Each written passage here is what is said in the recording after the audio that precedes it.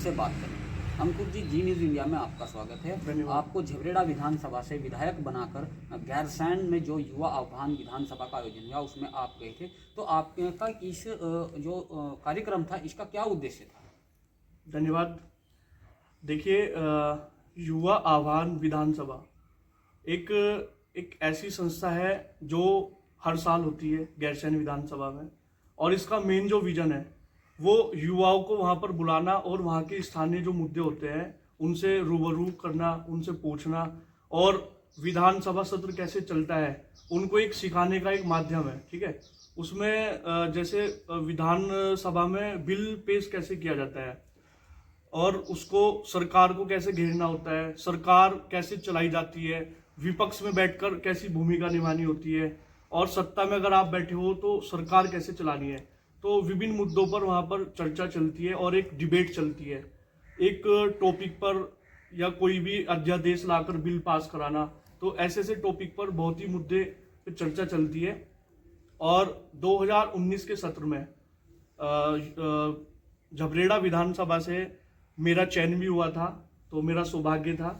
और 2019 में मुझे विपक्ष में बैठने की भूमिका निभाई थी मैंने। तो क्या इस बार कोई मतलब आपकी पार्टी का सहारा आपने लिया है या किस तरीके से आप वहाँ पहुँचे? देखिए, इस बार तो मेरा सौभाग्य रहा कि मुझे सत्ता में बैठने का मौका मिला, और विधानसभा में विधायक होने के नाते नाते इस बार वोटिंग के आधार पर मुझे वहाँ जो 70 युवा विधायक बैठे थे, तो शिक्षा मंत्रालय वोटिंग के आधार पर मुझे चयन किया गया, और जो कि मेरे लिए बहुत ही गर्व की बात है। हरिद्वार जिले के अंदर से शिक्षा मंत्रालय मिलना किसी को, तो बहुत ही गर्व की बात है मेरे लिए।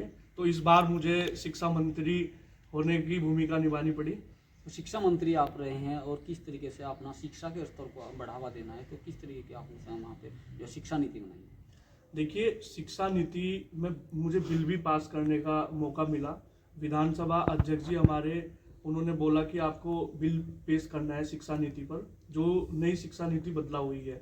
तो उसमें हमने काफ़ी चेंज किए, और मैंने शिक्षा निधि पर 1 घंटा 40 मिनट तक मैंने वो बिल पास भी किया सदन में। और बीच बीच में हमारे उत्तराखंड के विधानसभा अध्यक्ष माननीय प्रेमचंद अग्रवाल जी, जो कि बीच बीच में वीडियो कॉन्फ्रेंसिंग के माध्यम से वो देखते रहते थे कि कैसे बिल पास हो रहा है। हमारे मुख्यमंत्री जी भी मतलब वीडियो कॉन्फ्रेंसिंग के द्वारा ये सब देखते रहते थे। और शिक्षा नीति में मतलब मेन बदलाव हमने क्या किया, जैसे अभी शिक्षा मंत्रालय हमने नाम चेंज किया, शिक्षा मंत्रालय कर दिया।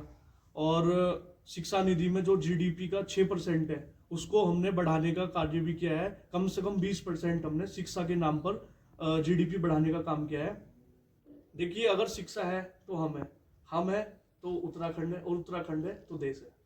आप विधान से झबरेड़ा विधानसभा से विधायक भी रहे हैं, शिक्षा मंत्री भी रहे हैं, तो क्या आपके क्षेत्रीय मुद्दे रहे हैं ये?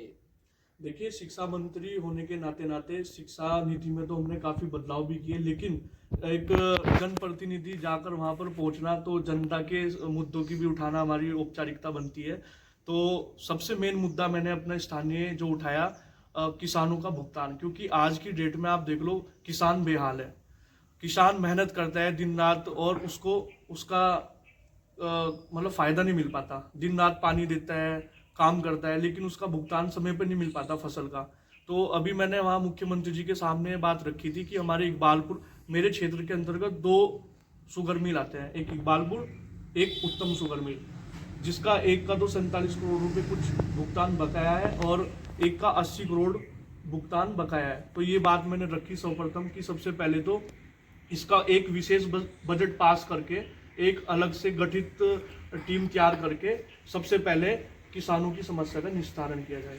नंबर 2, आज जो युवा है वो नशे की लत में बढ़ता जा रहा है, तो उसे रोकने के लिए सरकार क्या कदम उठा रही है, तो उसके लिए भी मैंने, क्योंकि अगर युवा हमारे देश में सुरक्षित होगा तो हमारा देश भी एक अलग स्तर पर होगा।